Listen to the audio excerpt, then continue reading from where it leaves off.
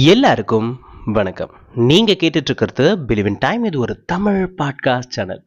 நம்மளோட பாட்காஸ்ட் சேனலுக்கு நீங்க வரது தான் ஃபர்ஸ்ட் டைமா இருந்துச்சுன்னா ஒரு சின்னோண்டு இன்ட்ரோடக்ஷன் மட்டும் நம்ம சேனல் பத்தி கொடுத்துக்கிறேன்.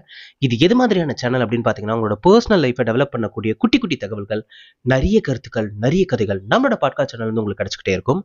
அந்த வகையில இன்னைக்கு நம்ம எதை பத்தி பேச போறோம் அப்படின்னு சொல்லிட்டு பாத்தீங்கன்னா, என்னை சுத்தி இருக்கிற எல்லா பயபக்கியும் ரொம்ப டேலண்டடா இருக்கிறாங்க. எனக்கு என்னோட டேலண்ட்ல கொஞ்சம் வீக்கா இருந்தா கூட பரவாயில்ல. ஆனா எனக்கு என்ன டேலண்ட்னே தெரியாம இருக்கிறேன். என்னை சுத்தி இருக்கிறவங்க எல்லாம் அவங்கவுங்க டேலண்ட்டை புடிச்சிட்டு அப்படி அப்படியே அடுத்தடுத்த கட்டத்துக்கு போயிடுறாங்க. நான் இன்னும் என் டேலண்ட் என்னன்னே கண்டுபிடிக்காம சுத்திட்டு இருக்கேன். நான் என்ன பண்றது? இது மாதிரியான கேள்வி உங்க மண்டைக்குள்ள ஓடிட்டு இருந்துச்சுன்னா, இன்னைக்கு பாட்காஸ்ட் கண்டிப்பா அதுக்கு ஹெல்ப்ஃபுல்லா இருக்கும். வழக்கம் போல ஒரு கதை. ஒரு ஊர்ல பாத்தீங்கன்னா ஒரு வியாபார சந்தை இருக்கு. அந்த வியாபார சந்தையில 2 கடைக்காரங்களுக்குள்ள செம்ம சண்டை போயிட்டு இருக்கு. ஏன் சண்டை போயிட்டு இருக்கு அப்படின்னு சொல்லிட்டு பாத்தீங்கன்னா, அந்த கடைக்கு பக்கத்திலேயே பாத்தீங்கன்னா ஒரு பெரிய மலை இருக்கு. அந்த மலையில இருந்து உருண்டு வந்த ஒரு பாறை வந்து பாத்தீங்கன்னா 2 கடையிலயும் நடுவுல நின்னுட்டு இருக்கு. அதனால ஒரு கடைக்காரன் இன்னொரு கடைக்காரன் கிட்ட சண்டை போட்டுட்டு இருக்கா. ஏய், இந்த டேய், என்னடா இது? இந்த பாறை இங்க வந்து உருண்டு உருண்டு ஒரு வாரம் ஆகுதுல்ல. இந்த பாறை இங்க வந்ததுல இருந்து என் கடையில பொழப்பே ஒழுங்கா நடக்க மாட்டிருக்கு. உன் கடை முன்னாடி தானே இருக்கு. ஒழுங்கா அந்த பாறையை நீ அப்புறப்படுத்த வேண்டியதானே? ஏய், நான் ஏன்டா அப்புறப்படுத்தணும்? என் கடைக்கு முன்னாடி மட்டுமா இருக்கு? உன் கடைக்கு முன்னாடி தானே இருக்கு. நீ செலவு பண்ணி நீ அப்புறப்படுத்த வேண்டியதானே? எது, நான் செலவு பண்ணுமா? இந்த பாறை வந்ததுல இருந்து என் பொழப்பே போச்சுடா. என் பொழப்பும் தான் போச்சு. நான் மட்டும் செலவு பண்ணி இதை நவுத்தணுமா என்ன? என்னாலாம் முடியாது. உனக்கு வேணும்னா நீ நவுத்திக்க. ஏய், உனக்கு வேணும்னா நீ நவுத்திக்க. ஏய், உனக்கு வேணும்னா நீ நவுத்துறா. ஏய், உனக்கு வேணும்னா நீ நவுத்துறா. இப்படின்னு மாறி மாறி 2 கடைக்காரங்களும் சண்டை போட்டுக்கிட்டு இருக்காங்க. சுத்தி இருக்கிற மொத்த ஜனமும் கூடிடுது இவனுக்கு சண்டையை பார்க்கறதுக்கு. அந்த சண்டையை வேடிக்கை பார்க்கிற ஒரு இளைஞன் வந்து டக்குன்னு வந்துட்டு முன் வந்துட்டு என்ன சொல்றான். ஏய், உங்க 2 பேருக்கும் இந்த பாறை தானே பிரச்சனையா இருக்கு. இந்த பாறையை வேணா நான் எடுத்துக்கிட்டுமா? உங்களுக்கு ஒன்றும் பிரச்சனை இல்லையா அப்படின்ற மாதிரி கேட்கறாங்க. ஏய் தம்பி, உனக்கு கோடான கோடி நன்றிப்பா. தயவு செஞ்சு இந்த பாறையை தூக்கிட்டு போப்பா. இந்த பாறை வந்ததுல இருந்து ஒரே மண்டை குடைச்சலா இருக்குப்பா. வேணும்னா எடுத்துட்டு போப்பா, ஒன்றும் பிரச்சனை இல்லை அப்படின்ற மாதிரி இந்த கடைக்காரரும் சொல்லிடுறாரு. பக்கத்து கடைக்காரரும் சொல்லிடுறாரு. இந்த இளைஞனும் என்ன பண்றான், அவனோட ஆளுங்களை கூப்பிட்டு அந்த பாறையை அப்புறப்படுத்தி அந்த பாறையை எடுத்துட்டும் போயிடுறான். அப்பாடா, ஒரு வழியா அந்த பாறை போச்சுப்பா. இப்பதான் மூச்சு விடவே முடியுது. கடைக்கு முன்னாடி எம்மோ பெரிய பாறை. இதனால கஸ்டமரே வராம இருந்துச்சு. இனிமேல் தான் வருவாங்க, நம்ம நிம்மதியா இருப்போம் அப்படின்ற மாதிரி அந்த சண்டை போட்ட அந்த மொடக்கரக்காரன் வந்து ரொம்ப சந்தோஷமா இருக்கிறான். சில நாட்கள் போகுது. சில நாட்கள் போனதுக்கு அப்புறம் என்ன ஆகுது அப்படின்னு சொல்லிட்டு பாத்தீங்கன்னா, அந்த கடைக்கு இன்னும் கொஞ்சம் வரவு வரணும் அப்படின்ற மாதிரி அந்த கடைக்காரன் யோசிக்கிறான். சோ கடையில வைக்கிறதுக்கு அவருக்கு ஒரு புத்த சிலை தேவைப்படுது. ஒரு புத்தரோட சிலை வாங்கணும் அப்படின்ற மாதிரி நினைக்கிறாரு. அதே மாதிரி வீட்டுக்கும் பாத்தீங்கன்னா ஒரு விநாயகர் சிலை வாங்கணும்னு நினைக்கிறாரு. அந்த ஊர்லயே இருக்கிற ஒரு பெரிய கடைக்கு போறாரு. அந்த பெரிய கடையில வந்து அந்த சிலையை வாங்கிறாரு. கிட்டத்தட்ட 10,000 ரூபான்னு சொல்லிடுறாங்க. சரி, 10,000 ரூபாய் என்ன, அதெல்லாம் என்ன ஆக போகுது அப்படின்னு சொல்லிட்டு 10,000 ரூபாயும் பே பண்ணிடுறாரு. நம்ம எவ்வளவு பெரிய கடையோட ஓனர், நம்மளாம் பேரம் பேசினா நல்லாவா இருக்கும் அப்படின்ற மாதிரி 10,000 ரூபாய் பே பண்ணிட்டு வெளியே வராரு. அப்பதான் இந்த இளைஞன் வந்து உள்ள நுழைறான். தம்பி, நான் உங்களை எங்கேயோ பார்த்திருக்கனே அப்படின்ற மாதிரி இந்த கடைக்காரன் அந்த இளைஞனை பார்த்து கேட்கிறார். என்ன தலைவா, அதுக்குள்ள மறந்துட்டீங்களா? அன்னைக்கு ஒரு நாள் பொழப்பே கெட்டு போச்சுன்னு சொல்லிட்டு சந்தையில சண்டை போட்டுட்டு இருந்தீங்களே. ஆமா ஆமா ஆமா ஆமா ஆமா, அந்த கல்ல கூட எடுத்துட்டு போனீங்க, அவர் தானே நீனு அப்படின்னா. ஆமாங்க, நான் தான். இப்போ உங்களுக்கு பொழப்பெல்லாம் நல்லா நடக்குதா அப்படின்ற மாதிரி இளைஞன் கேட்கறான். உடனே இந்த கடைக்காரன் சொல்றான். எப்பா, அந்த கல்லு போனதுக்கு அப்புறம் தான் என் பொழப்பே நல்லா நடக்குது. நல்லபடியா இப்ப போயிட்டு இருக்குப்பா, ஒன்னும் பிரச்சனை இல்லை. சரி, உனக்கெல்லாம் எப்படி பொழப்பு போகுது அப்படின்ற மாதிரி இவர் கேட்கிறாரு. அந்த பாறையாலதான் என்னோட பொழப்பே போயிட்டு இருக்கு. அந்த பாறையால பொழப்பு போயிட்டு இருக்கா? இல்ல தம்பி, நீ என்ன சொல்ற, எனக்கு புரியல அப்படின்ற. இல்ல அந்த பாறைன்னு ஒண்ணு இருந்துச்சு இல்ல, அந்த பாறையை நகத்துல தானே உங்களுக்குள்ள பிரச்சனை. அந்த பாறையை நீங்க எங்க கிட்ட கொடுத்துட்டீங்களே, அந்த பாறையாலதான் என்னோட பொழப்பு போயிட்டு இருக்கு அப்படின்ற மாதிரி சொல்றாங்க. டேய், ஃபர்ஸ்ட் நீ ஷார்ட்டா சொன்னதும் புரியல, இப்ப நீ லென்த்தா எக்ஸ்பிளைன் பண்ணதும் புரியல. அந்த பாறையால எப்படி உன் பொழப்பு போகுது அப்படின்ற மாதிரி திரும்ப கேட்கிறாரு. உங்க கையில 2 சிலை இருக்குல்ல, அந்த கடைக்குள்ள போய் தானே வாங்கிட்டு வந்தீங்க. அந்த கடை என் கடை தான். அந்த கடையில தான் இதை பர்ச்சேஸ் பண்ணிட்டு வந்திருக்கீங்க. டேய், அம்மா பெரிய பாறையை நான் உனக்கு ஃப்ரீயா தான்டா கொடுத்தேன். இந்த 2 சிலைக்கு உள்ள 10,000 ரூபாய்க்கு பில்லு போட்டாங்களா? அண்ணே, ஒரு விஷயம் புரிஞ்சுக்குங்க. பாறை ஃப்ரீ தான். ஆனா பாறைக்குள்ள இருக்கிற சிற்பம் என்னோட டேலண்ட். என்னோட டேலண்ட்டுக்கு தான் நீங்க காசு கொடுத்து வாங்கிட்டு இருக்கீங்க அப்படின்ற மாதிரி அவர் சொல்றாரு. உடனே அந்த கடைக்காரனுக்கு ரியலைஸ் ஆகுது. இப்ப அந்த கடைக்காரனுக்கா, ஐயோ, அவ்வளவு பெரிய பாறையை ஃப்ரீயா கொடுத்தோம், அந்த பாறையை குறைஞ்சி நம்ம கிட்ட 10,000 ரூபாய் வாங்கிட்டானே. உண்மையிலே நீ திறமைசாலி தான்டா தம்பி, எங்க இருந்தாலும் நீ பொழைச்சு போ அப்படின்ற மாதிரி அந்த கடைக்காரனே அந்த இளைஞனை பிளஸ் பண்ணி அனுப்பி விட்டுறான். இந்த கதைக்கும் ஆரம்பத்துல திறமையை கண்டுபிடிக்கிறத பத்தி பேசிட்டு இருந்தோம். இது 2த்துக்கும் என்னடா சம்பந்தம் அப்படின்ற மாதிரி கேட்டீங்கன்னா, 2த்துக்குமே சம்பந்தம் இருக்கு. அந்த அந்த பாறையை அந்த 2 கடைக்காரங்களும் வெறும் பாறையா மட்டும்தான் பார்த்தாங்க. ஒரு கல்லா மட்டும்தான் அதை ட்ரீட் பண்ணாங்க. ஆனா இந்த இளைஞனுக்கு மட்டும்தான் அந்த பாறைக்குள்ள இருக்கிற சிற்பம் தெரிஞ்சிச்சு. அந்த சிற்பம் திடீர்னு ஒண்ணும் முளைச்சிராது. அதுக்கு அவரோட திறமைய முழுக்க முழுக்க கொட்டி அந்த பாறையில இருந்து அந்த சிற்பத்தை வந்து அவர் உருக்குனாதான் அது அவருக்கு கிடைக்கும். இது திடீர்னு வந்துராது. இதுதான் அவரோட திறமை. நம்மள நிறைய பேர் என்ன பண்றோம் அப்படின்னு சொல்லிட்டு பாத்தீங்கன்னா, அந்த பாறை மாதிரிதான் இருக்கும். அந்த பாறைக்குள்ள ஒரு திறமை இருக்கும். கடைசி வரைக்கும் நான் கல்லுதாங்க, எனக்கு எதுவுமே வராதுங்க அப்படின்ற மாதிரி நம்மள நாமளே நினைச்சுக்கிறோம். இப்ப உதாரணத்துக்கு உங்க கூடவே சுத்திட்டு இருக்க ஏதோ ஒரு ஃப்ரெண்டை பத்தி நான் உங்ககிட்ட பேசிட்டு இருக்கேன்.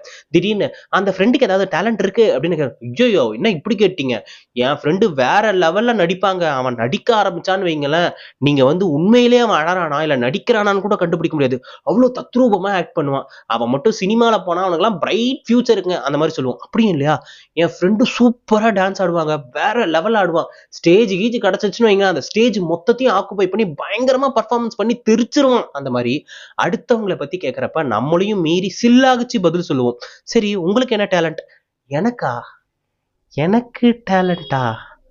ஆமா, எனக்கு என்ன டேலண்ட் இருக்கு? எனக்கெல்லாம் டேலண்ட்லாம் கிடையாதுங்க. யாராவது பர்ஃபார்மன்ஸ் பண்ணுவாங்க, நான் கீழே உட்காந்து ஆடியன்ஸா இருந்து செம்மையா என்கரேஜ் பண்ணுவாங்க, பயங்கரமா கை தட்டுவேன். தம்பி இதெல்லாம் டேலண்ட் கிடையாது. உனக்கு என்ன டேலண்ட் இருக்கு அப்படின்னு மறுபடி கேட்டோம்னா அவங்க யோசிச்சுட்டு தான் இருப்பாங்களே தவிர அவங்களுக்கு பதில் கிடையாது.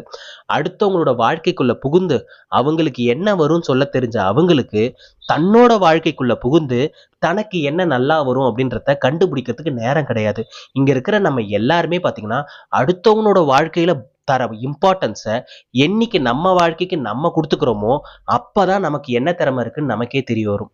ஒரு உதாரணத்துக்கு பார்க்க போனோம் அப்படின்னு சொல்லிட்டு பாத்தீங்கன்னா, ஒரு 8th ஸ்டாண்டர்ட் அந்த ரேஞ்சில எல்லாம் படிச்சுட்டு இருக்கப்ப பாத்தீங்கன்னா, நான் சரியா பேசவே மாட்டேன். என்கிட்ட நீங்க ஒரு 100 வார்த்தை பேசிங்கனாதான் என்கிட்ட இருந்து ஒத்த வார்த்தை வாங்க முடியும். அவ்வளோ சைலண்டா இருப்பேன், பெருசா பேசவே மாட்டேன்.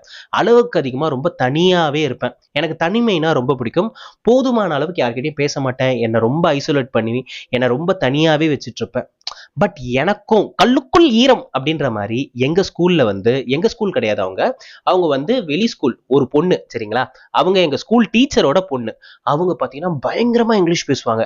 எனக்கு அவங்க இங்கிலீஷ் பேசுனாங்கன்னா அவங்க வாயே பார்க்க தோறன்னு பார்த்துட்டு இருப்பேன். ஏன்னா எங்க ஸ்கூல்ல இங்கிலீஷ் டீச்சரே அந்த அளவுக்கு இங்கிலீஷ் பேச மாட்டாங்க. பட் இந்த பொண்ணு வேற லெவலுக்கு இங்கிலீஷ்ல பேசுமா, அதனாலேயே அவங்க இங்கிலீஷ்ல பேசுறப்ப நான் ரொம்ப வியப்பா பார்த்துட்டு இருப்பேன். அது என் கூட இருக்கிற சர்க்கிள்லாம் என்ன நினைச்சிட்டாங்க, இவனுக்கும் அவங்களுக்கும் ஒரு பெரிய லவாங்கி ஓடிட்டு இருக்கு அப்படின்ற மாதிரி அவங்க நினைச்சிட்டாங்க. ஸோ என்ன ஆகுது அப்படின்னு சொல்லிட்டு பார்த்தீங்கன்னா, 10th வந்து ஃபேர்வெல் நடக்குது. ஸோ அதுக்காக அவங்க அம்மா அந்த பொண்ணையும் கூப்பிட்டு வந்திருக்காங்க. அந்த பொண்ணு ஃபர்ஸ்ட் ரோலயே உட்காந்துட்டு இருக்கு. இவனுங்க என்ன வேணும்னே என்ன ரொம்ப டேமேஜ் பண்ணணுன்ற காரணத்துக்காக என்ன பண்ணிட்டாங்க, நான் தான் அந்த அளவுக்கு பேச மாட்டேனே அப்பெல்லாம்.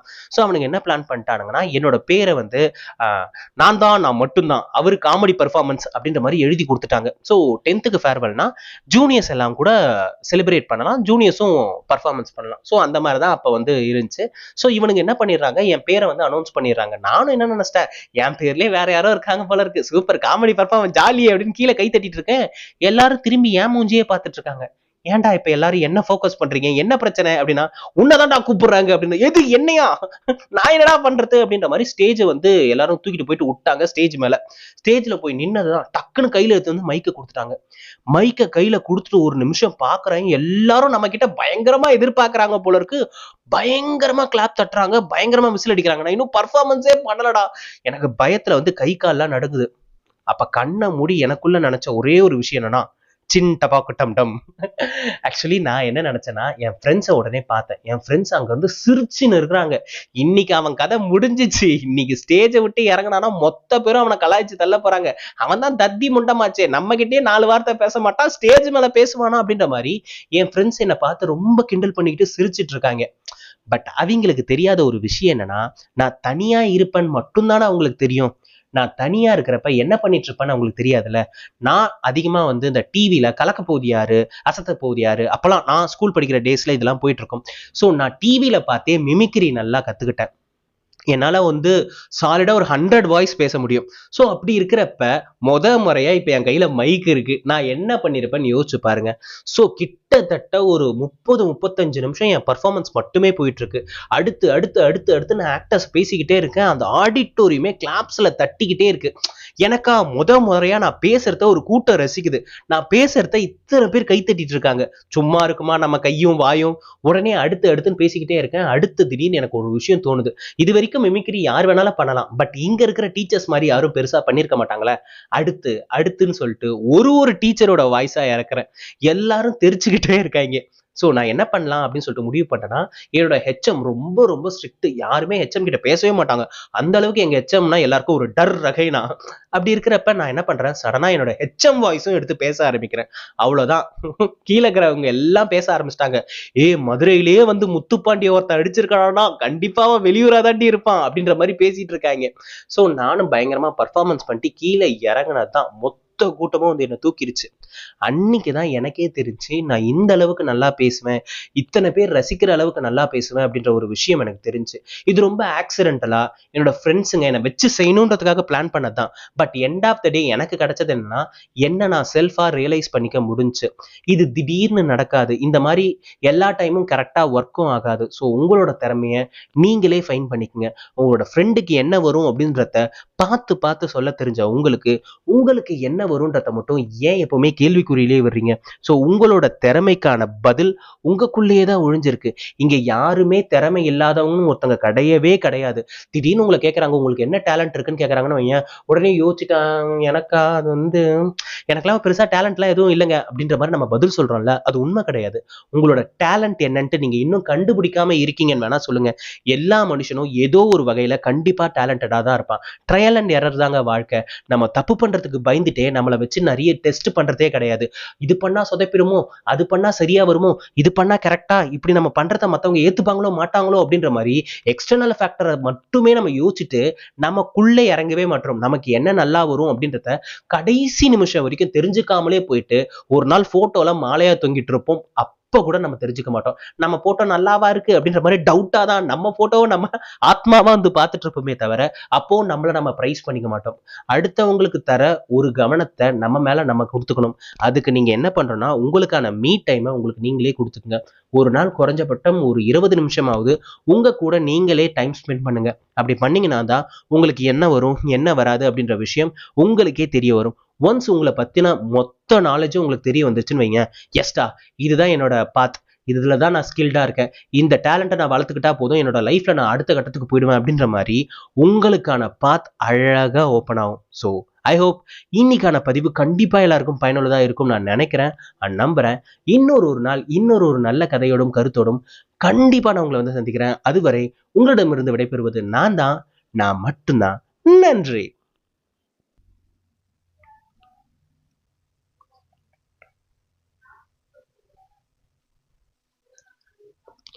இந்த பாட்காஸ்ட்டை நீங்கள் இவ்வளோ நேரம் கேட்டுட்டு இருந்தீங்கன்னா உண்மையிலேயே ரொம்ப ரொம்ப சந்தோஷமாக இருக்குது. இந்த வீடியோ நீங்கள் பார்க்குறப்ப உங்களுக்கு அடுத்து என்ன வீடியோ பார்க்கணும் அப்படின்ற மாதிரி எந்த ஒரு கவன சிதறலும் நடக்கலை. நான் இந்த வீடியோ பார்த்துட்டு இருக்கப்ப கமெண்ட்டில் யார் யாரெல்லாம் என்னென்ன பேசியிருக்காங்கன்னு சொல்லிட்டு நான் கமெண்ட் பாக்ஸை ஓப்பன் பண்ணவே இல்லை. என்னோட மொத்த கவனமும் இந்த வீடியோவில் மட்டும்தான் இருந்துச்சு. இவர் இந்த கதையை எப்படி கொண்டு போறாரு, அவரோட கருத்தை எடுத்து வந்து திணிப்பாரு, எந்த மாதிரியான கருத்தை சொல்லியிருக்காரு, இந்த மாதிரியான விஷயங்களை மட்டும்தான் என்னோட முழு கவனம் இருந்துச்சு. அப்படின்ற மாதிரி நீங்கள் இருந்தீங்கன்னா உங்களுக்கு அளவுக்கு அதிகமான கான்சன்ட்ரேஷன் பவர் இருக்குது. இந்த கான்சன்ட்ரேஷன் பவர் அப்படியே எடுத்துட்டு போய் உங்களோட பர்சனல் லைஃப்லயும் கொஞ்சம் அப்ளை பண்ணி பாருங்க. உங்களை நீங்களே கவனிக்க ஆரம்பிங்க.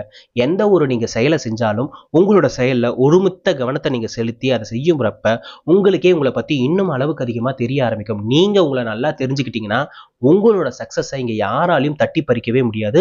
உங்களோட சக்சஸ் ரொம்ப கேரண்டீடா உங்க கையிலேயே இருக்கும். ஸோ அதுக்கு நீங்க பண்ண வேண்டியது எல்லாமே அளவுக்கு அதிகமான கவனத்தை உங்க மேல திருப்புங்க.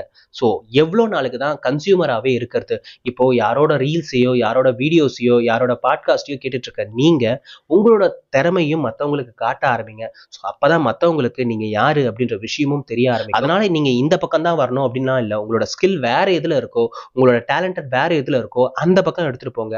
அதை மற்றவங்களுக்கு ஷோகேஸ் பண்ணுங்க. அவங்களுக்கும் நீங்க யாரு அப்படின்றத தெரியப்படுத்துங்க. ஸோ எல்லா மனசுமே ஒரு சின்னோண்டு பாராட்டுக்கு தானே எங்கே கிடக்கு. உங்களுக்கு இந்த பதிவை பத்தியோ இல்லை என்ன பத்தியோ ஏதாவது சொல்லணும் இருக்கும், கண்டிப்பா இருக்கும். அப்படி இருந்துச்சுன்னா அதை மறக்காம கமெண்ட் பாக்ஸ்ல வந்து சொல்லுங்க. உங்களோட ஒவ்வொரு கமெண்ட்டையும் நான் வாசிச்சுட்டு தான் இருக்கேன்.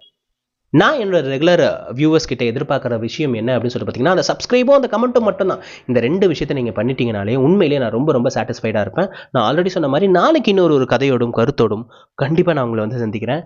அதுவரை உங்களிடமிருந்து விடைபெறுவது நான் மட்டும்தான். நன்றி.